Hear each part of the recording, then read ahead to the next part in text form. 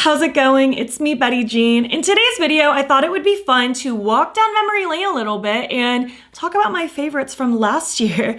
I always do a big best of beauty for the year at the end of every year, and I wanted to kind of recap on last year's and see where I still stand on those products, especially before I get into what this year's favorites were. Basically, I like to do it in more of a creative way. So last year I did 23 of my favorite products from 2023. So these were my top 23 favorite things last year. Coming soon will be my top 24 of 2024. And I just wanted to kind of recap what they are. Are they still favorites? Do I not like them anymore? Have they been replaced by something else? We're gonna get into all of that. Before we hop into it, I did, of course, film this look. It should already be up on my channel by the time this video goes up. It's from a recent 3 looks, 3 palettes video. And yeah, without further ado, let's just hop in and chat about my best of beauty from 2023. So I literally have just my video's description pulled up on my phone, and I grabbed the products and we're gonna talk about them. So I'm just gonna do it in the order my description box says, which does seem to be the order in which I do my makeup. So the first thing I had to talk about was the e.l.f. Liquid Putty Primer. As you can see, I still have her. I did just recently finish my whole makeup collection and declutter series, so this is very up to date. And if I still have something, it means it survived a whole year of decluttering again. So this primer I still really enjoy. I feel like it's very smooth feeling. It doesn't make me feel super dry or matte. I do have normal to dry skin for reference, and I tend to like something that's more hydrating.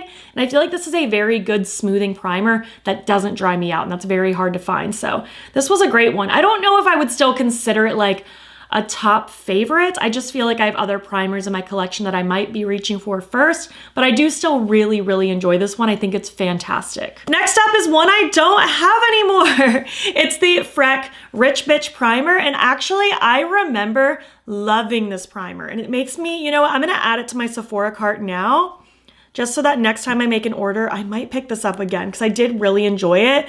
I think this was just a matter of I finished it and didn't end up repurchasing it for whatever reason. It was such a good kind of gripping but still moisturizing primer, but in a very different way than the Milk Hydro Grip, where the Milk Hydro Grip is very much a kind of gelatinous sort of texture. The Rich Bitch was very moisturizing, but then as you were blending it out, if you were to kind of tap on your face, you'd see little strings of grippiness come off. Do not know how to explain it better than that. But yeah, I love this product. So I might have to pick up another one at some point, because I kind of forgot about it. And I feel like it truly was just a matter of I finished it and then enough time had passed that I'd kind of forgotten about its existence. But I do stand by that that was a fantastic primer, and the idea of getting it again is kind of exciting to me. Next is the Glossier Skin Tint. I still love this. I'm kind of halfway through, it looks like. I love this. This is so sheer. If you do not like sheer coverage, you would hate this. It is very sheer, very watery in texture. It's just gonna give your skin a little something something without having anything too major on your skin. I love this. I still consider this one of my favorites. I love how lightweight it is. I do tend to prefer a sheer to light coverage. I will go as far as medium, depending on my mood, but I do like sheer to light the best. And this is just beautiful. I love just how lightweight and nourishing it is. It feels like I'm just putting something super hydrating on my skin to give it a little boost, but without being anything too crazy. This is one of my go-tos, especially in the hotter months here in Florida, because it's nasty out, but yeah, I still love this one. I think it is so good. Next is another one that I do not have anymore, and it's a product that I swore up and down I would never be able to live without. And then, alas, I finished it, took a little break from it, didn't buy it right away, and guess what? I ended up deciding I don't need it. So I still think it's a great product. It's just not something that I feel like is a need for me the way I once thought it was. It's the Rare Beauty Under Eye Brightener. I loved this so much. I felt like a day did not go by that I didn't incorporate it with my concealing. It was just so lovely to work with. I loved the metal kind of tip because it felt very cooling as you were applying it under the eyes. I feel like it did give a really nice brightening effect, but at the end of the day, I ultimately ended up deciding that I didn't need the extra brightness so bad. It didn't really, I don't know.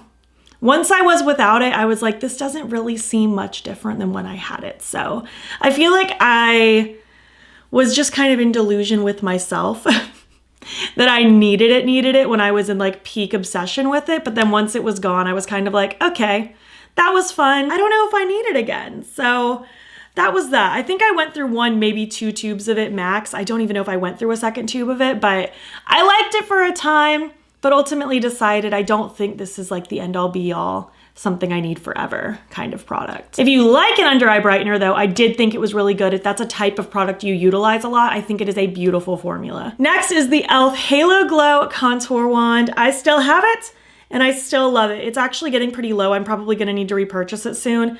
It's on this weird little foamy applicator. I do wish this was just a traditional doe foot. I will be so honest because this gets messy and annoying, but the formula is amazing. It is such a lightweight, slightly glowy, like it's called Halo Glow. I wouldn't consider it overly glowy, more of like a natural satin, beautiful contour shade. It's not too gray, not too warm. It is a perfect neutral for my skin. I use the shade Fair Light and it is just so good. It blends like a dream, whether I use a sponge or a brush. I've reached for this so many times and I do plan on repurchasing it once I run out of it. I think this is such a good product. Next, I have the Sigma Cream Blushes. These were everything to me last year and I still think they're really pretty. Like I'll open this one, Pashmina. They are just such a good kind of cream blush formula.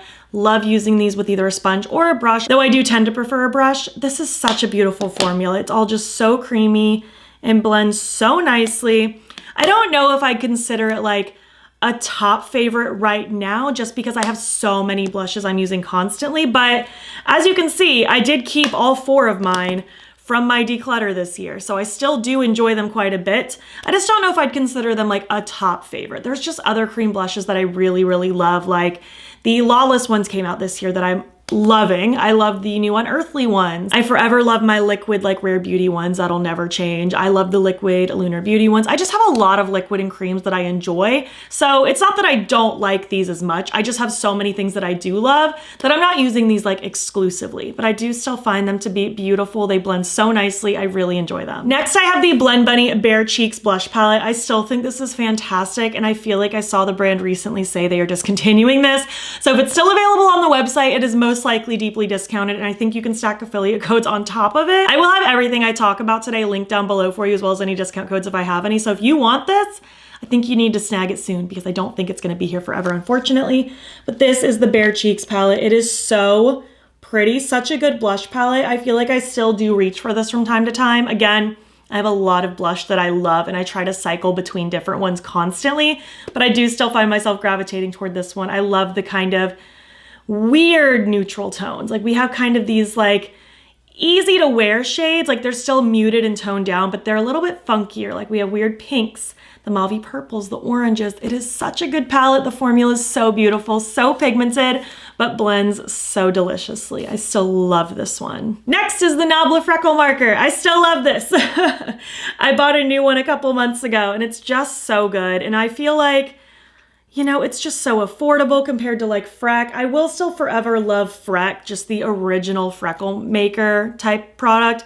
But this one is just so good and so much more affordable. I'm wearing it today. I mean, lately I wear it every day because it's my only freckle product at the moment, but I still really like this. I think it's great. I love the faux freckles. I will love them forever. I've been loving them for years and I will never stop. And this one is just so good. This was a top favorite last year and that's definitely bled into this year. Next is another one that I no longer own. It is the Unearthly Cosmetics Twilight Highlighter.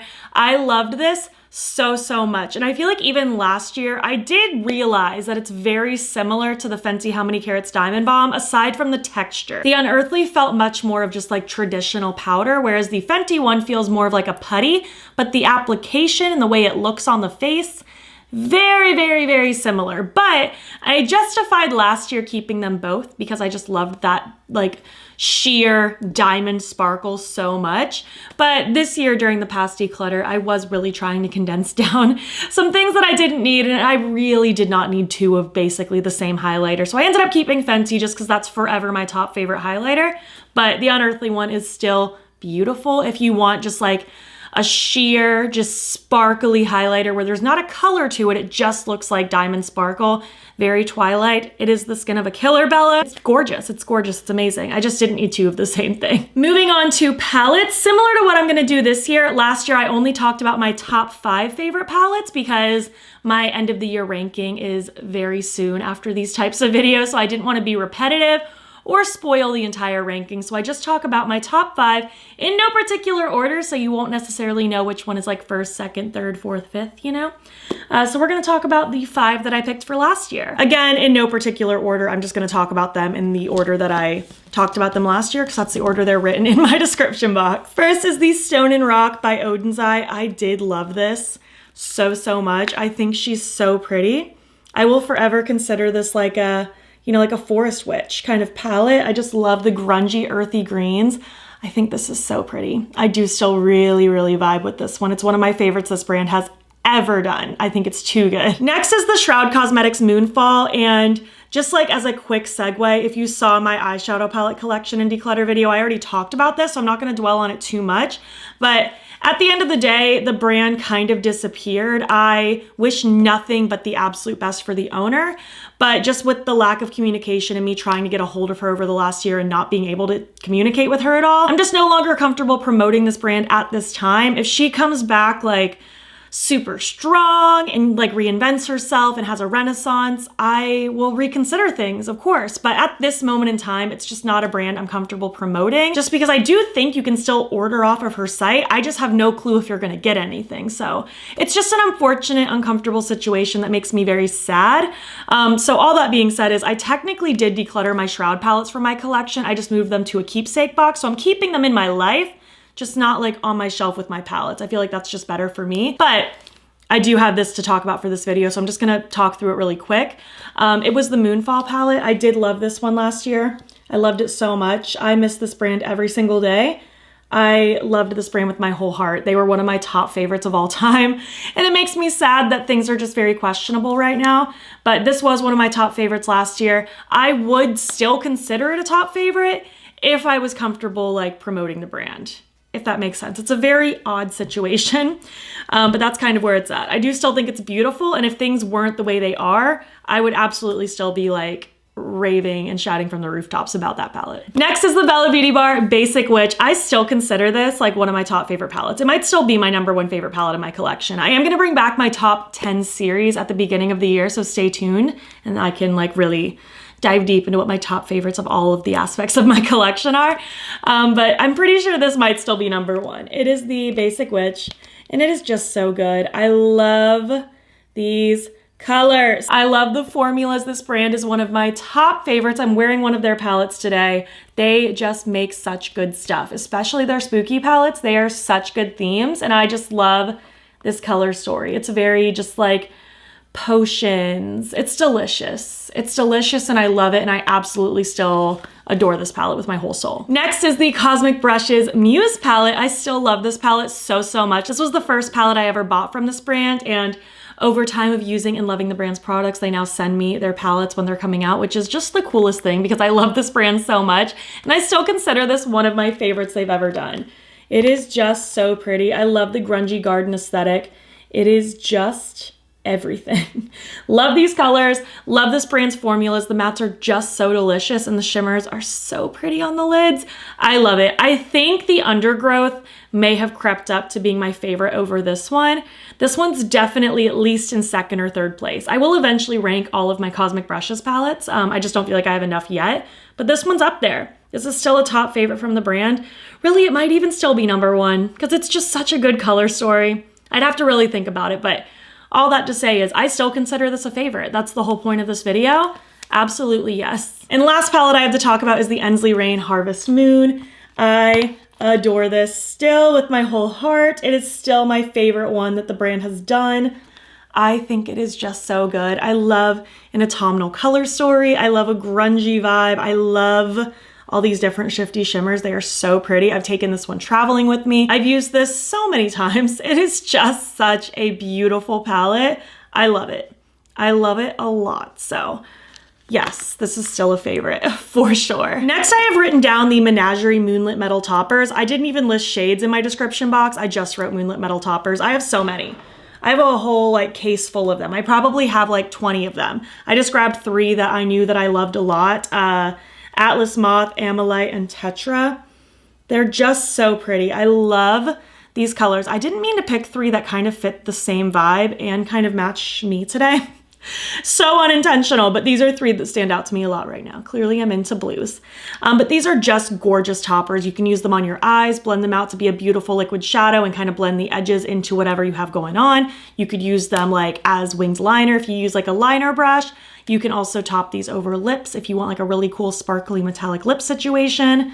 These are just a very cool product. I do love them on the eyes the most. I just think they're so pretty. I've used them for like inner corner and lower lash line accents. I've used these in so many ways and I love them. I still consider these favorites. I get so excited when I add new ones to my collection. Next, I wrote down the Bright Lashes Half Lashes. I still have two right here. As you can see, they're unopened, but I still love these. I have these styles Whisper and Flutter. Flutter is definitely my favorite. I still love these a lot. I haven't been in a fake lash vibe for a lot of this year, actually, especially over the last, like, I want to say 4 or 5 months. I've very much been just embracing just mascara and I've been loving it. It's so nice. Feels like such a breather from lashes. And I still think lashes are really pretty and I will still wear them from time to time. And if I'm going to be honest with myself, if I do get the urge to wear lashes, these will probably be some of the first ones I grab just because these half lashes are so pretty. I love the look of them. They are the perfect flick. They're so comfortable because they're only a half lash. They're not going to stab you in the inner corner of your eye. I wore those so much last year and a lot of the beginning of this year. It's only been over the last few months that I just really haven't been in a lash mood, but I do still think those are fantastic and I highly recommend them. Moving on to some lips now. I wrote down the Lawless lip pencils. I have 2 shades right here. These are just the 2 that I use the most often. This is Cinnamon and Nude Honey. They're just so pretty. I'm actually wearing Nude Honey with a gloss today. They're just so creamy and blendable and the colors are so good. Really, I would just love for them to expand the shade range. Like I want more colors in this formula, but I still consider this one of my top favorite lip pencil formulas. I think it's so good. So, so good. I have the Unearthly Cosmetics and Heather Austin collab gloss. This is in the shade Omen and it's so pretty. I don't know if they ever ended up selling this separately. I know you could get this with the bundle of the entire collab. I feel like this shade alone needs to be its own moment just by itself. Sold forever. It is such a pretty, just sheer gloss with little sparkles. I've used it so many times. If anything, I feel like I don't use it as much lately because I get into this thing, especially with a product that's like limited edition, where I don't want to use it because I don't want to run out of it.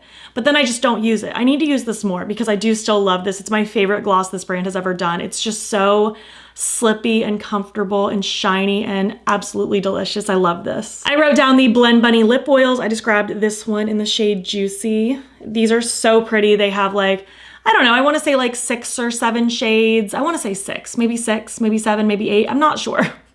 There's a few different shades that this brand has. And I feel like I always have one of these in my like tote that I carry around at any given moment. Just because if I need some like moisturization on my lips, I love these lip oils. They're very lightweight. They add a little bit of gloss, the tiniest tinge of tint, and they smell nice. Like the Juicy ones specifically smell like candy.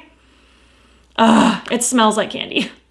Like sour gummies. It's so nice. So I do still really like these. I feel like I use them pretty often on just like my day-to-day life. Like I don't feel like I use them that much incorporating into my makeup looks per se, but I use them very much as a like, let me throw this in my bag because I know I'm gonna need something later. Next is the Fenty Gloss Bomb Ice. This is a clear gloss with a cold minty feeling. It is not plumping, it's just cold feeling. Like if you like that minty cold sensation that you get with a lot of plumping glosses, but you don't want the plump, that's where this comes in. And like, it's odd because I do love a plumping gloss. Like I love the feeling of it and I love the look of it. I got this one as a gift and I mean, it's beautiful. I'm wearing it today actually. Knowing I was gonna film this video kind of inspired me to throw this one on. It's such a good gloss. It's such a beautiful, just clear, shiny gloss. It adds so much shine to your lips and you get that kind of cold feeling. Would be bonus points if it was actually plumping in my opinion, just because I do like that vibe and I feel like if it's gonna feel cold, it might as well do the plumping action too. But maybe you want the feeling, but you don't want the plump.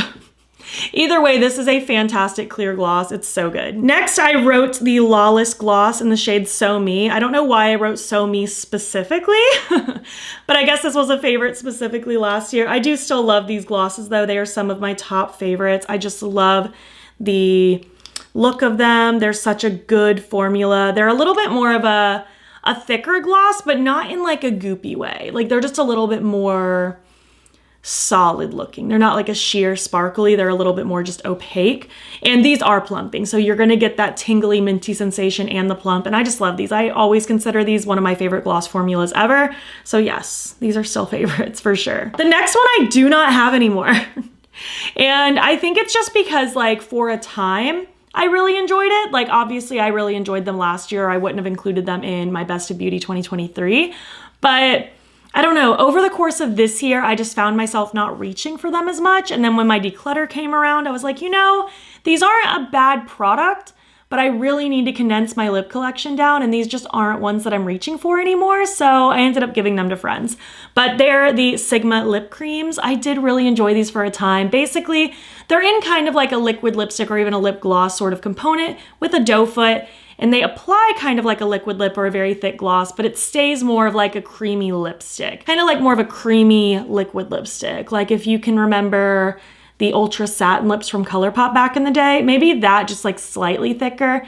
Very comfortable, very creamy, very beautiful. But again, just as time went on, I just wasn't finding myself reaching for them anymore. So those ones I guess ended up being more of like a temporary favorite. And I still don't think they're bad. It just wasn't really something I was reaching for anymore, so I decided to give them to friends. But I still think the formula is beautiful if you're into that kind of vibe. And last, I wrote down the Fantasy Cosmetica Lost Library lipsticks, like just a moment of appreciation for the packaging. Like the little library shelves. It's so cute.